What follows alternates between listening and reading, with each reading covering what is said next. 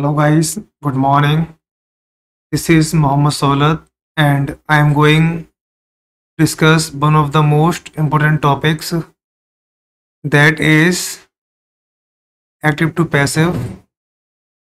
ये हमारी active to passive की एडवांस सीरीज़ है और I promise to all of you guys, अगर इससे बाहर बोर्ड एग्ज़ाम से मैं आता है तो समझ लीजिए फीसमाज एकेडमी बंद है। इससे बाहर 10th के बोर्ड में नहीं आने वाला, I promise to all of you. So without wasting any further time, moving to my first sentence. My first sentence is who wrote this book? Guys, we are asked to answer this question. The sentence is who wrote this book? और हमसे इन्होंने कहा कि इसको पैसे में convert करिए। Guys, if you found who, अगर आपको सेंटेंस में who मिल जाए, so we all know that जब भी हम एक्टिव टू पैसिव बनाते हैं तो हम जो नोटिस करते हैं, हमें जो ध्यान देना होता है वो इन 3 चीज़ों पर देना होता है, subject, tense and third one is object. First of all हम क्या करते हैं, सबसे पहले ऑब्जेक्ट को सब्जेक्ट के प्लेस पर लिखते हैं। गाइस, ये वीडियोस आपके लिए बहुत वेरी इंपॉर्टेंट है। जो बच्चे बोर्ड्स का एग्ज़ाम दे रहे हैं, 10th में अपेयर हो रहे हैं, उनके लिए वेरी इंपॉर्टेंट ये सीरीज़ रहने वाली है हमारी। इसमें से बाहर एक्टिव और पैसिव में कुछ नहीं आने वाला, आपसे मेरा ये वादा है, ये आपसे 100% मेरी फुल गारंटी है। तो गाइस, हम क्या करते हैं, सबसे पहले ऑब्जेक्ट को लेकर आते हैं। लेकर आया, अब हमने देखा पास्ट इंडेफिनिट है। So you all know that अगर पास्ट इंडेफिनिट दिया होता है तो गाइस हम वॉज या वर्क के साथ थर्ड फॉर्म करते हैं। थर्ड फॉर्म होती है गाइस रोट की, रिटेन। सबसे एंड में हम क्या करते हैं गाइस, सब्जेक्ट लिखते हैं वाई के साथ, तो वाई हु को वाई के साथ लिख देते हैं होम, एंड में लगाया क्वेश्चन मार्क। सो गाइज, अगर हमारा हु वाला सेंटेंस आ जाए, हमसे पैसे बनाने को लिए बोले, तो हमने इस तरह से हमें बनाना है। अब यहाँ पर एक चीज़ देखिएगा कि क्वेश्चन वर्ड यहाँ पे अंदर आया है। तो guys, we all know that question word कभी भी अंदर नहीं आता है। तो सबसे पहले हम क्या करेंगे, इस बाई हुम को सबसे पहले लिखेंगे, और जब क्वेश्चन वर्ड आता है तो अपने साथ हेल्पिंग वर्ब भी लेकर आता है। सो केयरफुली इसका आंसर सुनिएगा। By whom was this book written. एक बार दोबारा बोलूंगा, by whom was this book written, और लास्ट में हम क्वेश्चन मार्क लगाएंगे। चलिए guys, moving to the next sentence, इसको ध्यान से समझिएगा। हु वाला ये वेरी इंपॉर्टेंट सीरीज है ये। Who is reading a book? Guys, we are asked to convert it into passive one. So हम जानते हैं कि हमें 3 चीज़ों से मतलब होता है, subject, guys, tense, and third one is object. First of all we put object at the place of subject. So guys, हमने यहाँ पे क्या किया, ए बुक को उठाकर लिया है। अब यहाँ पे देखा प्रेजेंट कंटिन्यूस है, प्रेजेंट कंटिन्यूस को वही रखते हैं हम। Present continuous past continuous change नहीं होते हैं, आप लोग जानते हैं। आईएनजी को हमने बी में दिखाया।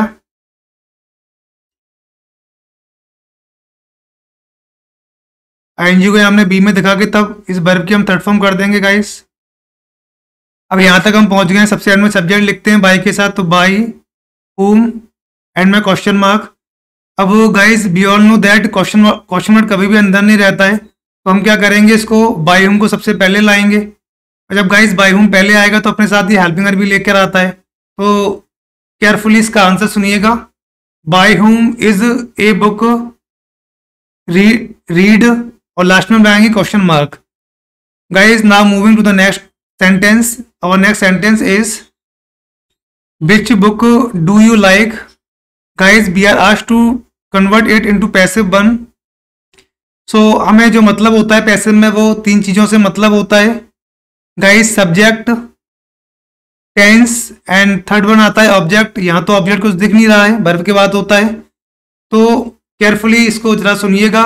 अगर हम इंट्रोगेटिव का पैसिव बना रहे हैं और गाइस हमें सेंटेंस में ऑब्जेक्ट नहीं मिलता है, तो जो हमारा क्वेश्चन वर्ड होता है, हेल्पिंग वर्ब से पहले सारा क्वेश्चन वर्ड होता है, क्वेश्चन वर्ड को ही हम ऑब्जेक्ट मान लेते हैं।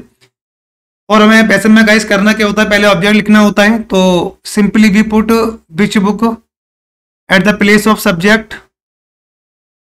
ये तो लास्ट में बाई के साथ जाना है। अब हमारा टेंस का नंबर है, present definite is am are के साथ third form is. Third form guys like की होती है लाइक्ड। सबसे एंड में सब्जेक्ट वाई के साथ बाई यू। गाइज एंड में पुट करेंगे क्वेश्चन मार्क क्योंकि इंट्रोगेटिव है। केवल हमें हु वाला दोबारा बनाना होता है, बाकी किसी को दोबारा बनाने की जरूरत नहीं है।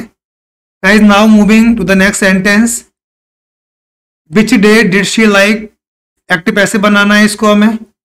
सो guys let's try to find out. this is subject and this one is tense and now we are going to find object। हमें यहाँ पे ऑब्जेक्ट कुछ नहीं दिख रहा है। यहाँ पे गाइस देखिए वर्ब के बाद ऑब्जेक्ट होता है। तो गाइस अगर हमें वर्ब के बाद ऑब्जेक्ट नहीं मिलता है तो इंट्रोगेटिव में हम क्या करते हैं, जो क्वेश्चन वर्ड होता है उसी को गाइस हम ऑब्जेक्ट मान लेते हैं। So we simply put the object at the place of subject. So guys बी हम यहाँ पे लिखते हैं विच डे। यहाँ पे हमारा ये सब्जेक्ट हो गया, ऑब्जेक्ट हो गया सब्जेक्ट के प्लेस पर। नाउ ये सबसे एंड में बाई के साथ जाना है, टेंस किया past indefinite. So guys was a verb के साथ थर्ड फॉर्म करेंगे। So we all know that like की थर्ड फॉर्म क्या होती है, लाइक्ड। सबसे एंड में at the end of the sentence we put subject with by.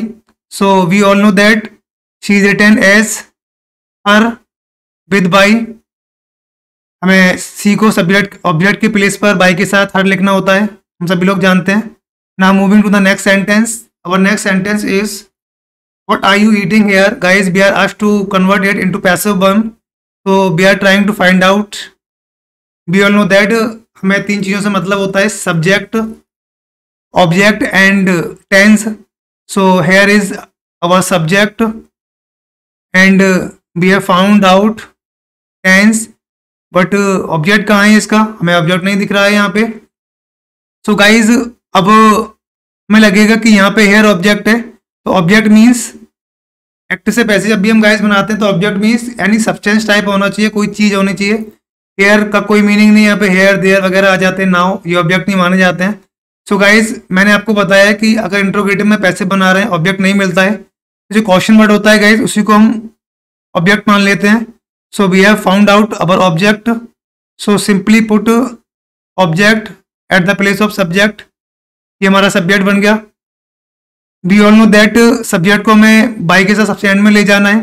Now अब टेंस का नंबर है, प्रेजेंट कंटिन्यूस है guys. So we all know that present continuous और पास्ट कंटिन्यूस चेंज नहीं होते हैं, वही रहते हैं जब ये एक्टिव पैसिव बनाते हैं।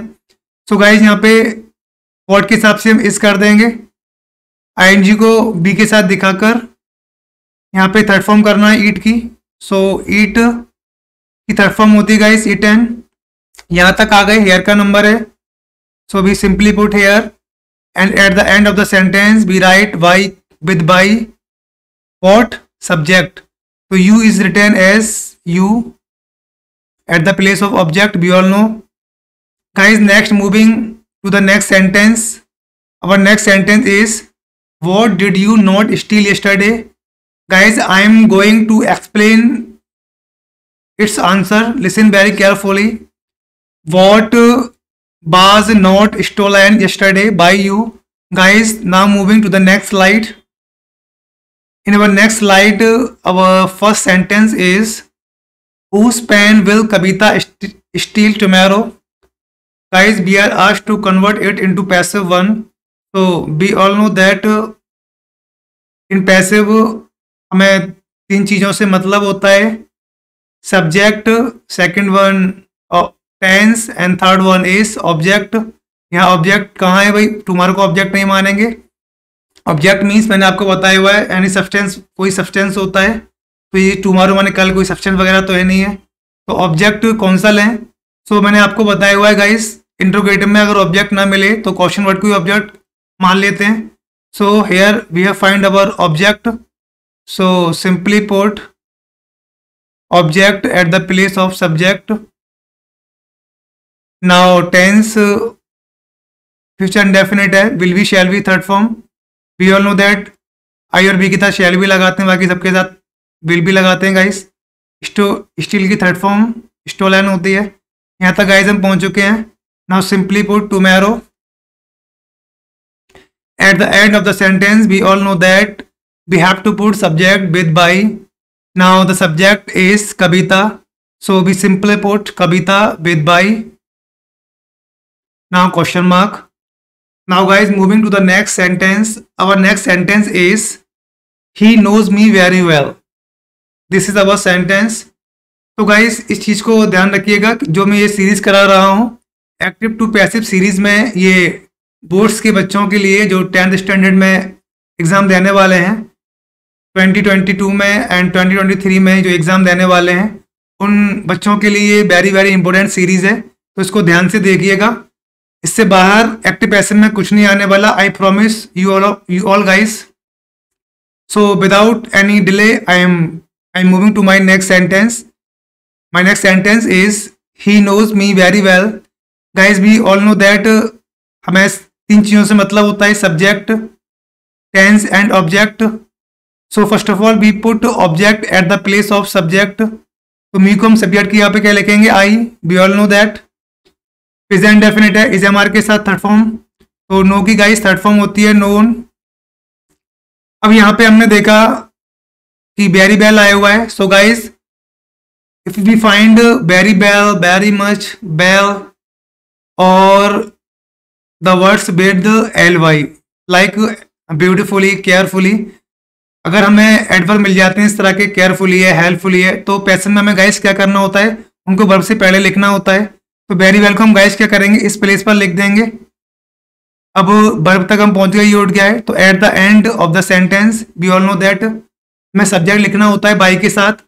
बट गाइज यहाँ पे ध्यान रखें, ये नो दिया हुआ है, नो के साथ हम बाई ने लगा के टू लगाते हैं, मैंने आपको प्रीवियस वीडियोस में बताया हुआ है। तो गाइज इसका answer listen very carefully, I am very well known to him.